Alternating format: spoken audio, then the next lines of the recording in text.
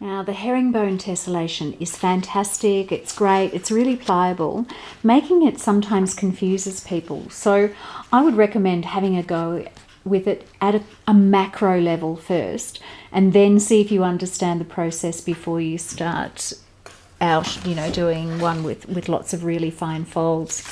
So a very quick way to do it, I'm a bit of a free former, so I'm actually going to set it up in a free form way and then mark it so that it bends much more easily. So it's a bit of a combination of the two techniques we've tried, of this dividing the page by folding it, and the other one of marking it first. So I am going to make these into universal folds first, because they will end up bending one way and then the other way, and it's good if we can crease that paper and make it nice and flexible from the get-go.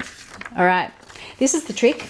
I'm going to fold it into a stick, and I'm going to fold one of these corners down like this and make a diagonal. I'm going to make that a universal fold.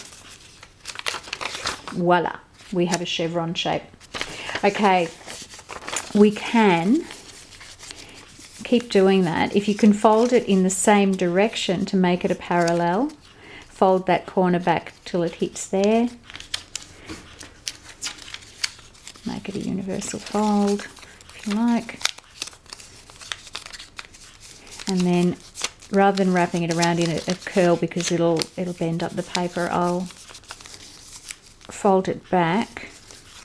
But see, what's happening is we're keeping this as parallel as we can. Keep trying to keep it on a 45, but it doesn't really matter. Look, you can just fold it any old how. Sometimes the wonkier triangles are more interesting. And I'm just going to make those chevrons there.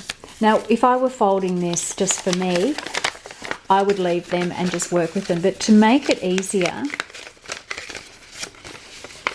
actually it is going to work for once. Sometimes, to make it easier, you can just use those general soft kind of folds and go over them. Now I'm just going to go over them. Here's a good example where I haven't folded it very cleanly, but just go over them with a marking tool. So either with a biro, or I've got my awl out here. I'm hoping I don't tear the paper because it's kind of fine paper. And I'm going to just score those diagonals, because that'll make it a lot easier to fold when you're trying to work out which is a mountain and which is a valley and which is which bit of the tessellation. So I'll just go over a few of those. And I'll do these. Did I do those middle ones? I don't think I did. Let's just have a crack at that. All right, we all marked up? We are. Okay, so can you see those chevron shapes there? Okay, this is where we start looking for patterns within this. So all of the chevron shapes go in the same direction acrossways, and in between, on the verticals, it changes direction. So we've got mountain, valley, mountain, valley, mountain here. But on this side, we've got the opposite of what's going on here. So if there's a mountain there, there's a valley there. And if this were long, that would be mountain, it's valley, valley, valley.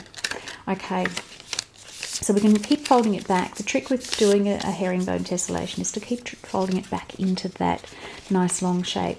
All right, so that's a mountain on that chevron. So this chevron here has to be a valley. Now, if we fold that valley, it starts to get a bit awkward, but it's much easier if you try and keep the paper flat and go, okay, that's a valley. The chevron's a valley. This here is a valley that has to change to a mountain. So we might as well fold it into the mountain as you fold. Oh, this is where we shouldn't have used that. Or we should have used a biro because I've just torn the paper. That becomes a valley across there. But can you see what happens is that it's actually easier to do it if you fold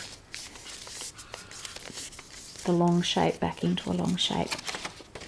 All right, so that chevron is a valley. This now has to be a mountain. And again, we're going to change the direction. That was a mountain a minute ago. We're actually going to make it into a valley as we fold it, because that'll make it a lot easier. And same all the way along.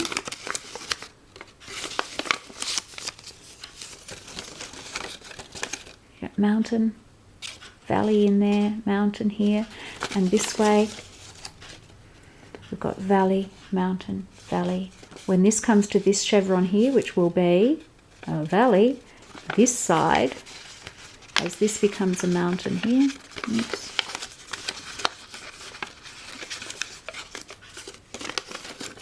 it becomes a valley in the chevron.